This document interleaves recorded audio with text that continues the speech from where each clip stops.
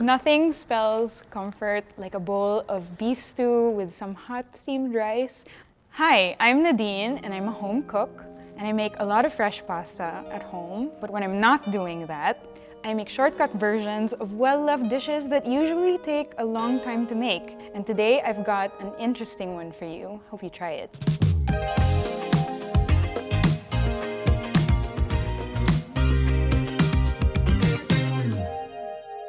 Hayashi rice usually takes a long time to make because you need to prepare a demi-glace beforehand.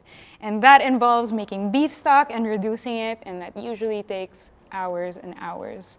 So we're gonna cut that time down by using ready-made beef stock and a little hack to replicate that demi-glace flavor.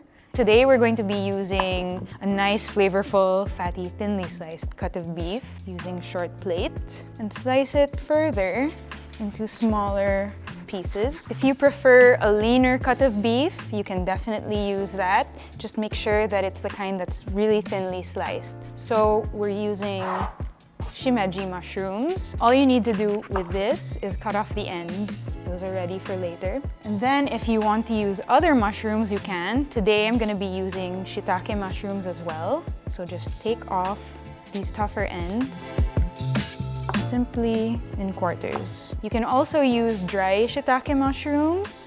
You can make sure to soak them first and use the liquid in the stew for later. Some onions, and finally, a couple cloves of garlic. Now, straight into cooking.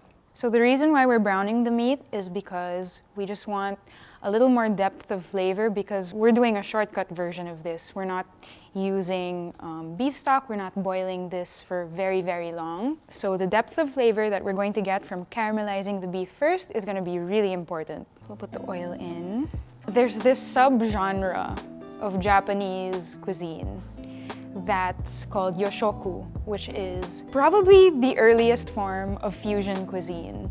So when trading with other parts of the world began in Japan, it opened up a whole new culinary world beyond what the Japanese people were eating at the time. And so there came beef, and with that, preparations that are normally Western, and they produced their own westernized sort of versions of dishes. And then we can also thank the yoshoku movement for katsu and other really well-loved Japanese dishes that we know today. So now that the pot is smoking, we'll put our beef in. And the key to browning meat is when you put it in, don't touch it. And this is a good opportunity for the fattier cuts of meat to render out that fat. There we go. And the nicely browned bits we'll set aside. I'm gonna turn down the heat. To this, I'm going to add the onions. And the onions quickly take on a little bit of the browning that's formed at the bottom of the pan. I'm using just one pot to do everything. And so any caramelization, any more flavor that's going on is captured just in this one pot.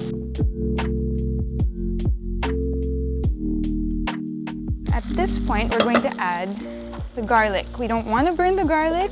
You just want to soften it up a bit. I'm going to be putting in some ketchup, Worcestershire sauce, some soy sauce, sugar. Now we put in our beef stock. You can use crushed tomatoes or tomato puree. Now we'll add our mushrooms in. The meat we set aside from earlier goes in as well. We're going to bring this to a simmer, and once the mushrooms are cooked through, we're done.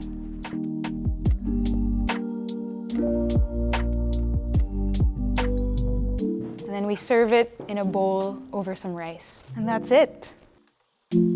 If you noticed, I made a lot of Hayashi stew, which I recommend you do yourself because it tastes even better the next day, just like adobo. But there are many ways you can use the leftovers, and one of the most popular ways to do that is to make an omurice. So I'm gonna show you how to do that now. Okay, we're gonna use 3 eggs, a little bit of milk, a pinch of salt, and pepper. We'll beat those eggs. To make the omelette, I'm gonna kind of do a little tornado shape using some chopsticks. I'm gonna start off with a little bit of butter in our pan. You wanna keep the heat maybe at a medium to low heat. It's nice when the eggs are a little bit runny so that it mixes a little bit with the sauce of the stew. Once the butter is nice and melted, just spread it evenly and then put in the eggs. It's gonna be a nice, gentle cook. Once you start seeing the egg cook on the edges, you take your chopsticks and gather part of it to the center and the other side to the center, and then twist your pan. And we'll keep doing this until the egg is nicely cooked to the point that you like. And I'm quite happy with my egg being a little runny this way. And slide it over your rice. We have Hayashi stew. I'll just spoon this right on top of that egg. And that, if you ask me, is a great way to use up your leftovers.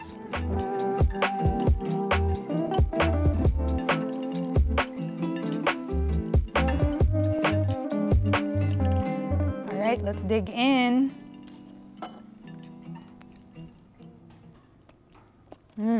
Such a comforting dish. And you'd think a stew like this would take at least an hour to make, but it was done so quickly.